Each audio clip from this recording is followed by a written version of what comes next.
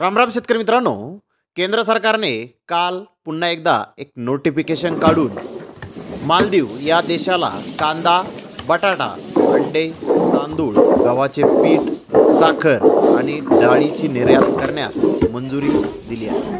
केंद्र सरकारच्या झालेल्या निर्णयानुसार भारताकडून मालदीवला 35,749 टन कांदा, 21,513 टन बटाटा, 43 कोटी अंडे, 1.25 लाख टन तांदूळ, 1,09,000 टन गव्हाचे पीठ, 64,494 टन साखर तर 250 टन डाळीची निर्यात करण्यास केंद्र सरकारने परवानगी दिलेली आहे.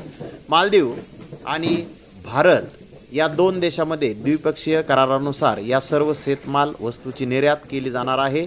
परिणामी सध्या भारतात कांद्याचे दर घसरलेले असताना 36,000 टन कांदा निर्यातीस परवानगी मिळाल्याने कांदा दराला अल्प का होईना आधार हा मिळेल का अशी परिस्थिती सध्या निर्माण झालेली आहे. परंतु भारतातून जवळपास 43 कोटी अंडे मालदीवला पाठवण्यात येणार आहेत. सध्याच्या घडीला अंड्याचे दर घसरलेले असताना याचा पोल्ट्री उद्योगाला देखील काहीसा फायदा हा होणार आहे. तर बटाटा उत्पादक शेतकऱ्यांना देखील या निर्णयामुळे दिलासा हा मिळणार आहे. तर मित्रांनो, मालदीव या देशाला 35,749 टन कांदा निर्यातीची अधिसूचना ही काल निघालेली आहे.